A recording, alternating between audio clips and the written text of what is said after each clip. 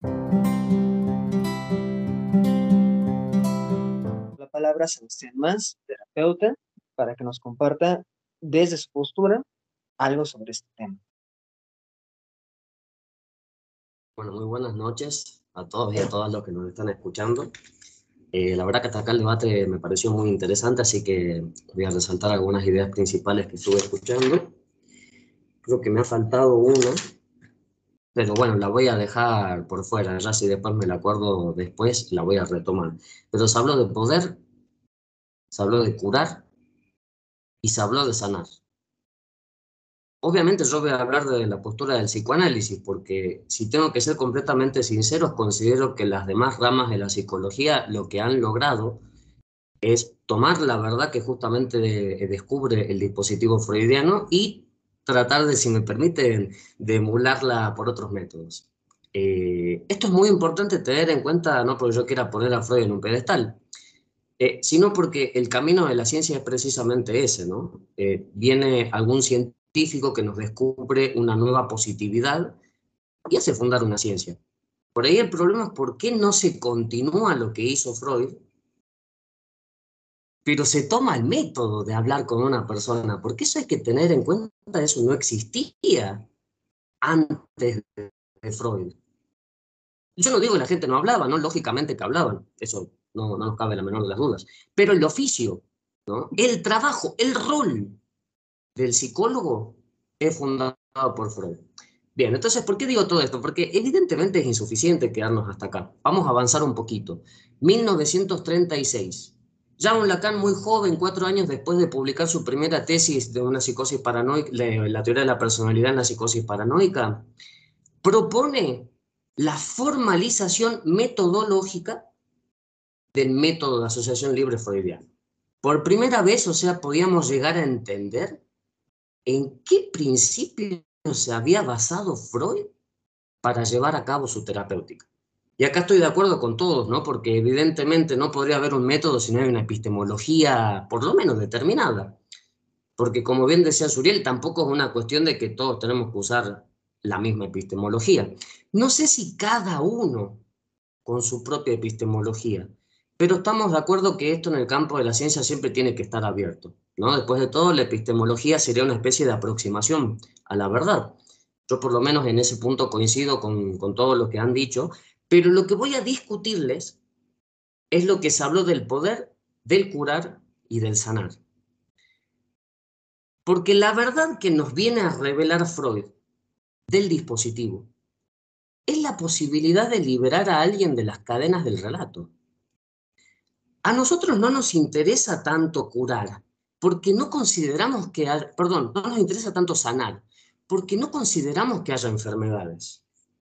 No nos interesa tanto el curar, porque no nos corresponde a nosotros el cuidado del sí mismo, ¿no? O sea, eso ya es algo que ya de por sí cada uno de nosotros practica, pero no es necesariamente el analista el que tiene que venir a recordar eso. No estoy diciendo que esté mal, digo que no definiría la tarea del analista, que es la que estoy tratando de rescatar. Y mucho menos se trata del ejercicio de un poder, porque sabemos los analistas que en el fondo de todo poder se sostiene por una ilusión. ¿Bien? Lo que nosotros tratamos de hacer entonces es partir de la base de que lo que estamos trabajando no es una persona, no es un individuo. Nosotros estamos trabajando un relato.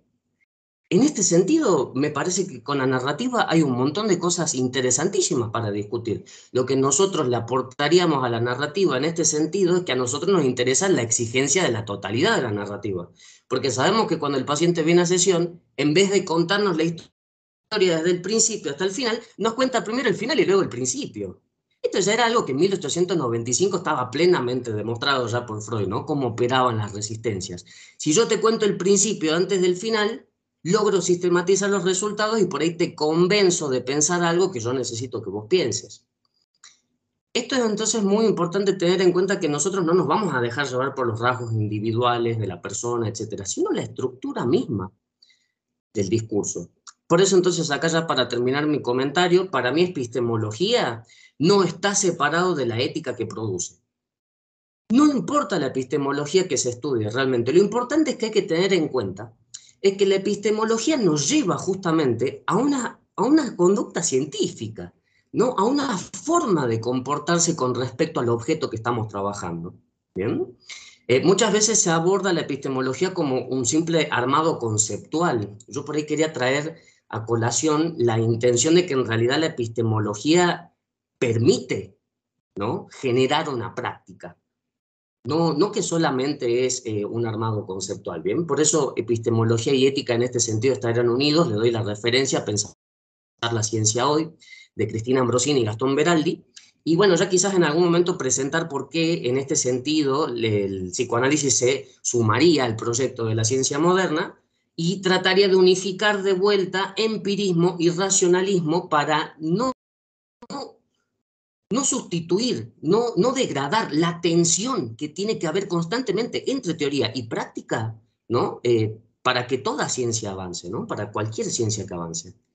Bueno, perdón, me estoy yendo un poquito del comentario, así que para terminar, el objeto, digamos, que el psicoanalista aplicaría con esta epistemología sería justamente el relato, pero la tarea, y en eso justamente quería diferenciar del planteo del poder, del sanar y del curar, es la liberación. ¿De qué? De las cadenas del relato. Ahora, ¿cómo conseguimos eso? Cuando ese relato se completa. Por eso lo más importante para el analista no es tanto comprender, es no comprender. Porque si uno no sabe qué es lo que falta en el relato, comprendiendo seguramente no lo va a comprender. Va a tener que partir de una suspensión, va a tener que decir, yo no sé cómo se completa esto, le pregunto al paciente.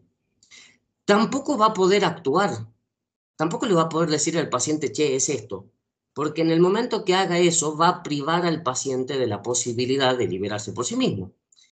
Y tampoco lo puede dirigir, porque si lo dirigiera sería como una especie de dirección de un engaño, en el cual cada uno de nosotros tenemos que darnos cuenta, justamente por como publicaba Iván hace poco, de ese capítulo censurado de nuestras vidas. ¿Bien? Nadie puede venir a darnos esa palabra que nos libere, nosotros tenemos que producirla. Sería muy interesante ponernos a hablar de esas tres reglas metodológicas, pero eso es lo que quería plantear, que es una de las grandes virtudes de la epistemología, o por lo menos las condiciones epistemológicas en las que se basó Lacan para desarrollar principios, ¿no? Principios metodológicos, que tengamos en cuenta que eso no lo enseñan en la facultad, así que estamos muy complicados, ¿no?, con la enseñanza del psicoanálisis. Ya tenemos una especie de formalización, pero que todavía no es plenamente utilizada por sus usuarios. Así que bueno, no me extiendo mucho más. Quería agradecer la invitación y bueno, eso es lo que quería decir con respecto a qué entiendo por epistemología y cómo se relaciona con la práctica clínica. Bien, parece que ahí incluso podremos preguntarnos si no solamente del psicoanálisis hace falta como este estudio escolar, quizás por así decirlo, de la metodología, sino en las demás prácticas clínicas, o por lo menos de las otras dos que tenemos por aquí presentes, y bueno, también con Alejandro que va abriendo un poco más el campo en este sentido. Y bueno, también me es interesante ver que pese a que ya van dos posturas que se enuncian desde el psicoanálisis, me parece que hay diferencias bastante interesantes entre ambas que quizás al final sería interesante ir rescatando, pero bueno, para centrarnos de momento en el tema que nos convoca, paso ahora la palabra a Patricia, terapeuta, que bueno, también se ejerce dentro del tema del psicoanálisis, pero bueno, será interesante tener una tercera forma de entender esta postura clínica. Te escuchamos, Pati. Muchas gracias. Un gusto estar en este espacio, que de hecho una de las grandes formas en las cuales yo he tratado de entrar, ni siquiera hablo de abarcar, entrar a mis cuestionamientos en cómo me quiero colocar epistemológicamente, ha sido considerando que es entrar en una comunidad. Y creo que de hecho este ejercicio de estar aquí todos presentes es hacer un ejercicio de epistemología.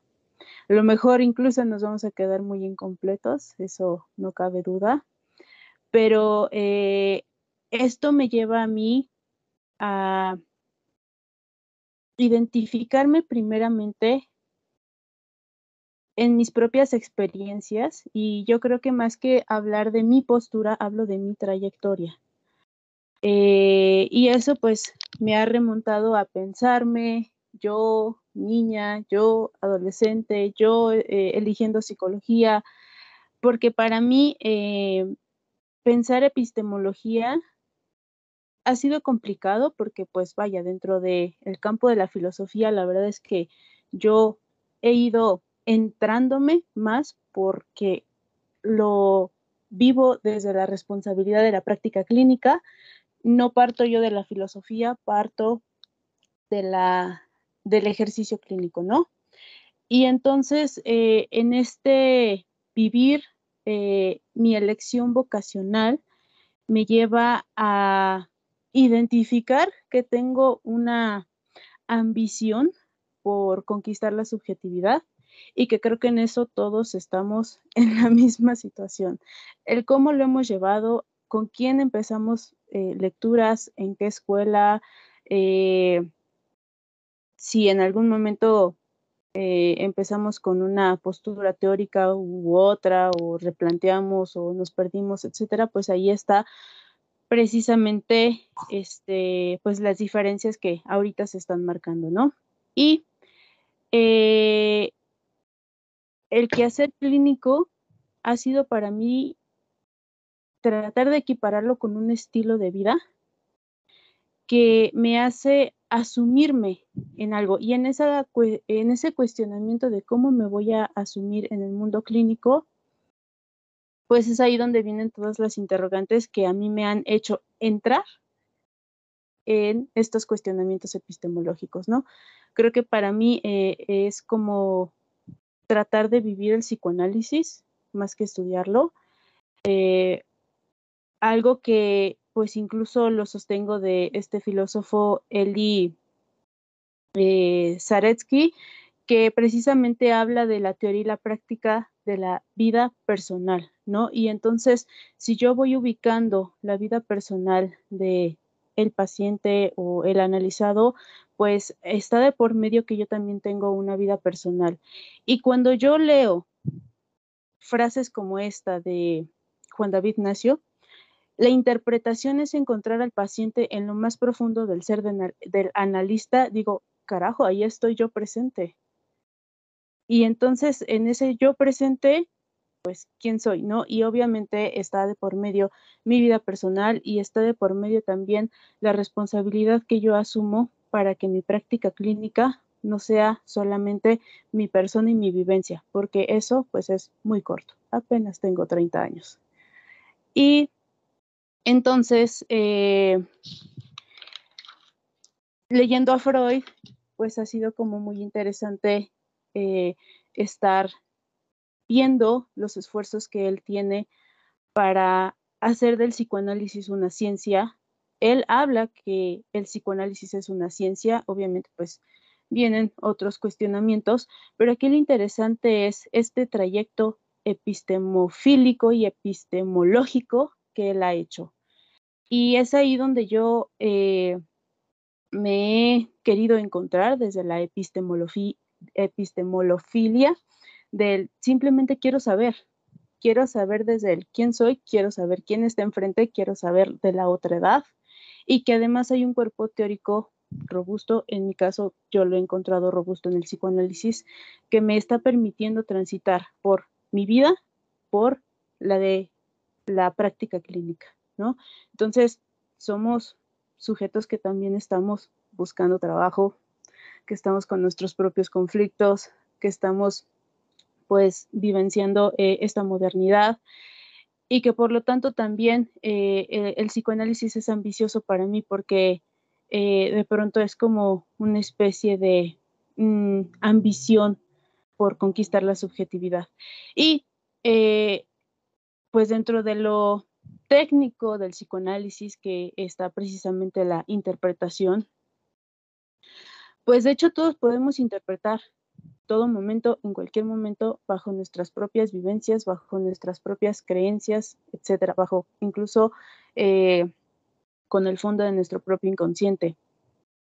Sin embargo, pensar en una epistemología ya no solamente es interpretar desde el propio narcisismo, sino es interpretar bajo este ejercicio personal de hacer consciente lo inconsciente. Por lo tanto, igual coincido con esto que han comentado. Es difícil hablar de una epistemología porque dentro del propio psicoanálisis hay varias epistemologías. La escuela francesa, la escuela inglesa, bueno, esto pues hablándose como lo post-freudiano, propiamente lo freudiano, lo lacaniano, etcétera. Entonces, incluso el encontrar que estas diversas epistemologías están dentro del propio psicoanálisis, creo que aquí está el ejercicio de en dónde te quieres colocar y saber dónde te estás colocando y asimismo reconocer que va a haber alguien que lo va a mirar diferente, que lo va a pensar diferente, que va a abordar al mismo paciente de una manera distinta. Y pues creo que aquí no se trata como en un sentido de riña, ¿no? De competencia, de a ver quién gana, sino todo lo contrario. La ambición del psicoanálisis es comprender la mente humana y todas las posturas tan diversas que existen, al menos dentro del psicoanálisis, precisamente aportan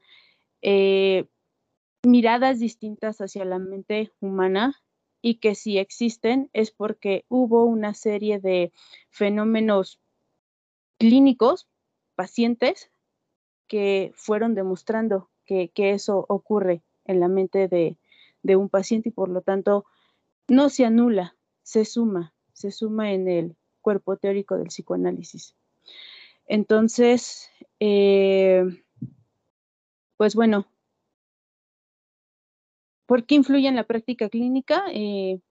El entendimiento de la epistemología, o bueno, mejor dicho, el asumirte en una epistemología, bueno, pues precisamente para que uno se coloque en este ejercicio de interpretación no desde el narcisismo, sino desde el conocimiento de la mente humana, de sostenerte en el interés de conocer la mente humana. Y pues por el momento con esta pregunta aquí me quedo. De acuerdo, parece que en sí, entonces ya tenemos tres maneras distintas de escuchar al psicoanálisis aquí en la mesa. Me parece que es bastante puntual colocarlo de esta forma. Han ido trayendo un poquito este problema de la verdad, de alguna manera de la consistencia, y no dejando justamente de lado las demás posturas que están aquí con nosotros, porque ellas también están atravesadas por este problema de a partir de dónde puedo pararme y empezar a construir algo que me permita aproximarme a un objeto de estudio, por colocarlo de alguna forma. Eh, y me parece que ahora lo interesante va a ser abrir el diálogo hacia poder pensar el segundo problema de esta noche, que sería poder hablar un poco de cuál sería el resultado que podría obtenerse si se desconoce la epistemología que se asocia al ejercicio clínico. Ya lo han ido tocando un poco cada una de las exposiciones, pero bueno, me parece que antes de pasar a este intercambio entre todos, que creo que se va perfilando algo bastante interesante, sería importante meternos en esta pregunta. Por lo tanto, para poder empezar nuevamente con esta nueva ronda, le cedo la palabra a Alejandro nuevamente.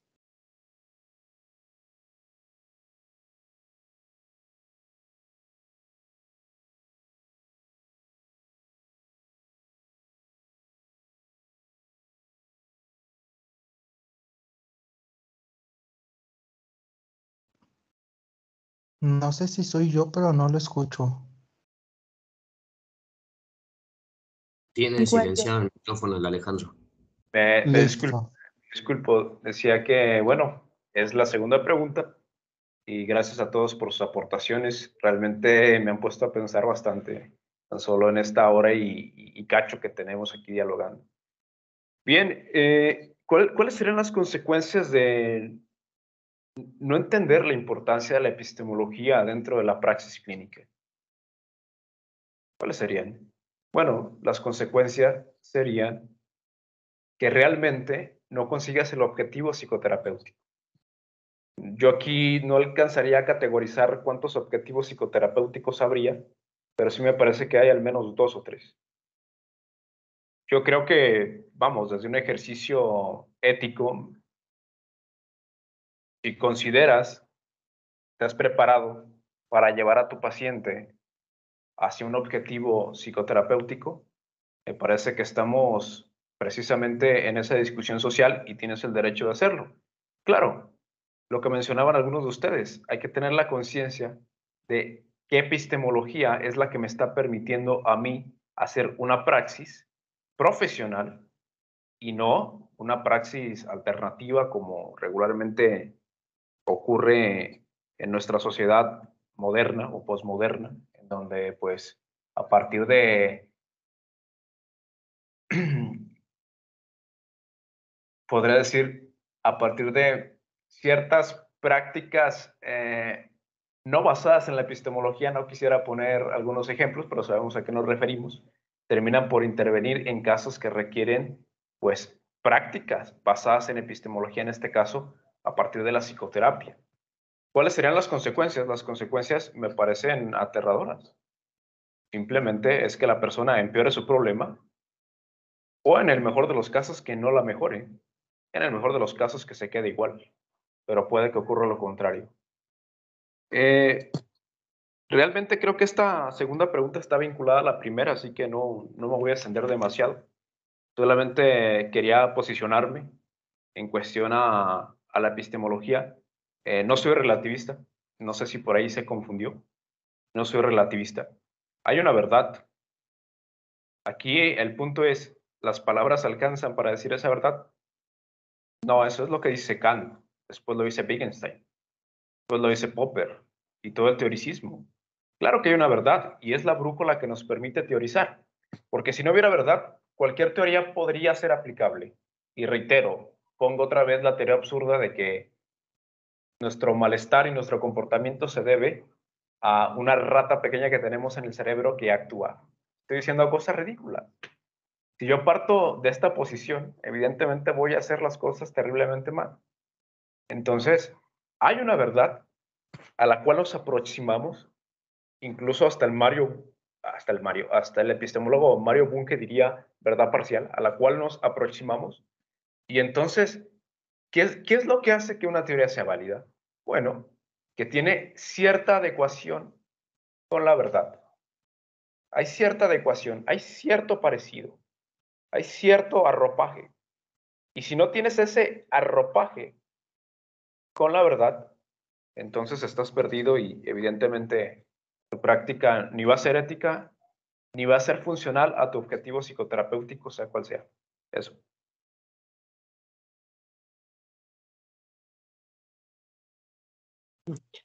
Me parece bastante interesante esta última aportación que arrojas y me parece que como tal lo vas mencionando, se pueden conjuntar bien estas preguntas, ¿no?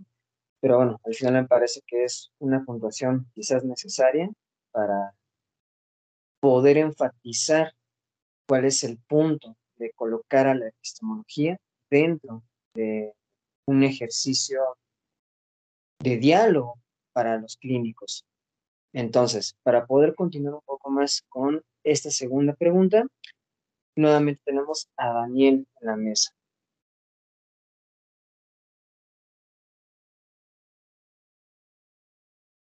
Vale, bueno.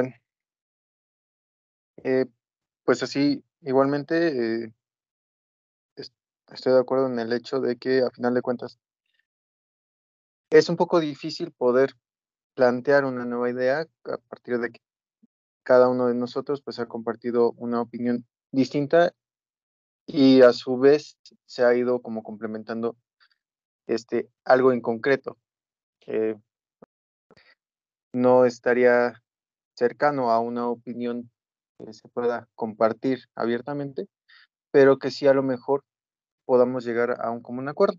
Ahora, específicamente con respecto a esta pregunta sobre qué es lo que pudiera suceder, de forma un tanto chusca, esperando no ofender a ningún oyente, y en caso de que hubiera alguna persona ofendida, pues igualmente el permitirle como exponer su punto de vista, eh, pues podría decir que una de las consecuencias que pudiera llegar a suceder por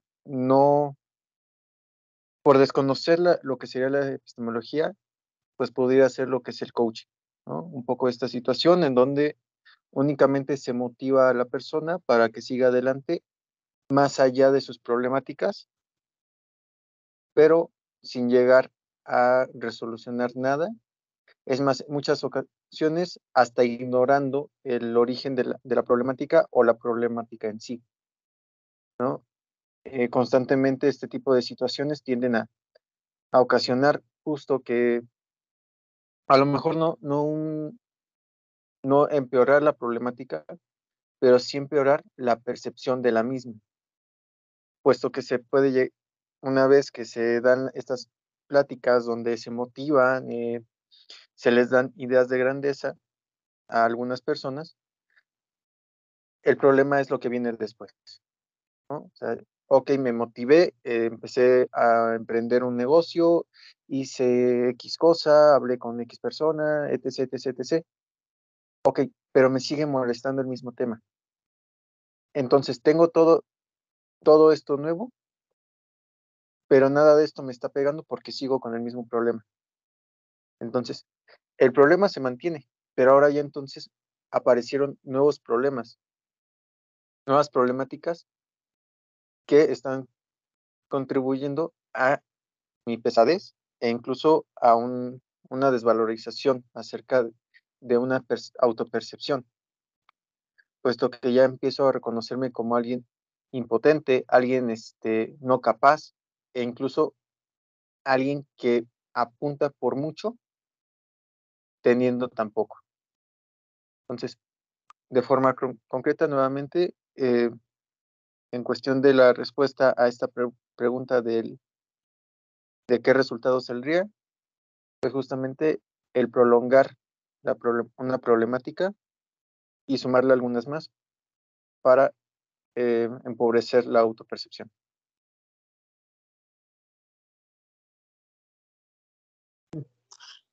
En cualquier momento tenía que salir esa palabra, me parece, colaboración, aparte del coaching.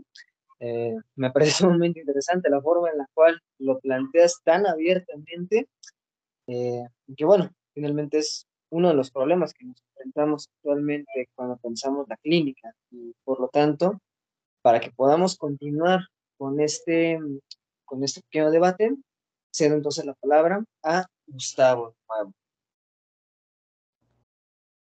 Sí, gracias, Iván. Bueno, no sé si me veo, algo le moví aquí, pero ya no pude prender la cámara. No me veo, ¿verdad? No, no te... Bueno, está bien, voy a, aquí me parece algo raro. Bien, contestando la pregunta, creo que la mayoría vamos a coincidir en esto. Y ¿qué es lo siguiente? Si se desconoce la epistemología de la clínica a la que está asociada la práctica, creo que efectivamente coincido por lo menos con lo que dijo Alejandro y por lo menos enunció Daniel, se vuelve un desastre, un caos, ¿no? Es decir, pues se pasa al otro lado, a lo contrario de la epistemología, de la epísteme, que es la doxa, como bien dijo Alejandro, y pues en lugar de ser clínica, se vuelve pues la charla de café. Yo creo que más que el coaching, creo que se volvería la charla de café de amigos, que ahí sí la opinión pues cuenta, ¿no? O sea, amiga, date cuenta, y solucionado, ya no hay más terapia o más intervención clínica, y entonces pues sería en vano el trabajo realizado por el terapeuta, como bien también lo señaló Alejandro, sus años de estudio, lectura, trabajo, prácticas, todo esto, pues es tirarlo a la basura si ignoramos la epistemología y entonces esto se vuelve pues una charla amena quizá, pero no un trabajo, ¿no? Creo que esa sería la diferencia. ¿Qué pasaría si se desconoce la práctica, la epistemología, perdón? Deja de ser un trabajo, ¿no? Porque la teoría es un trabajo, los que hacen teoría, los que hacen pensamiento es un trabajo, ¿no? A propósito que andan diciendo que no es difícil conseguir trabajo y los que hacemos un trabajo teórico, pues no es bien pagado tampoco, ¿no? Pero creo que sí, coincido con eso. Y a propósito de lo que dice Daniel, ya que sacó el tema del coaching, hay una corriente del coaching que, bueno, en primera, creo que el coaching nunca se ha postulado como ser una clínica, ¿no? Creo que ha dejado claro, nunca ha dicho soy una clínica, y etcétera, sino creo que apunta a otra cosa. Y sí tiene una base como estadística muy interesante, ¿no? Ya de fondo, no digo que no la promuevo, por cierto, no la estoy promoviendo, solo digo que de fondo sí tiene un trabajo curioso basado en las matemáticas y en la estadística. Pero bueno, punto y aparte de eso, sí me gustaría señalar que un terapeuta o un analista que no conoce su época, creo que no puede llamarse terapeuta o analista, ¿no? Aquí creo que tendría que ver lo que han mencionado algunos, que lo refirieron al hecho de saber dónde uno está parado. Efectivamente, también coincido pero yo pondría más el énfasis en el saber, ¿no? Es decir, tomo el ejemplo de Patty, ¿no? Estoy parado en un bosque, sí, pero si no tengo el concepto de bosque, pues difícilmente sabré que eso es un bosque, ¿no? Decía un maestro, si no tengo el concepto de león, difícilmente le acerco la mano a un león, ¿no? Entonces, los conceptos que guían y construyen la práctica clínica, pues tienen que estar bien definidos, bien pulidos, bien trabajados y evidentemente eso también es un trabajo histórico y grupal, ¿no? Es decir, no solo fue Freud el que se le ocurrió decir un día, se levantó y dijo, ¿y si atendemos histéricas? No, trae toda una formación de Brentano, trae toda una formación empírica, trae toda una formación kantiana, Freud, aristotélica, y pues no podemos desechar eso, ¿no? Tampoco, o sea, es decir, es la continuación de un proceso de conocimiento que en este momento histórico, o es en el momento histórico de Freud, se abocó o se inclinó hacia la escucha, ¿no? Me gustó mucho eso que dijo Sebastián, que pues antes los clínicos o la psicología, en sus primeras fases, pues nunca se propuso escuchar, ¿no? Sino que simplemente basaban sus conocimientos, particularmente el laboratorio de Wilhelm Wundt, que pues era su práctica más empírica y que por cierto, pues le falta un segundo tomo, ¿no? La psicología de los pueblos de Wundt, en donde él dice, sí, es la psicología individual, pero también la psicología que abarca los lazos de la vida social. Es decir, la psicología social, como después lo dirá Freud, es al mismo tiempo una psicología social o es ya una psicología social.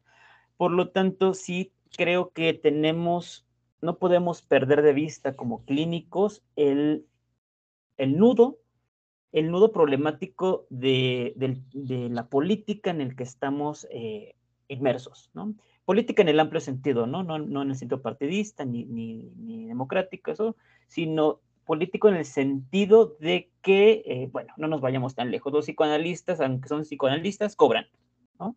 Todos necesitamos comer, ¿no? Difícilmente alguien dedicará su vida al psicoanálisis gratuito,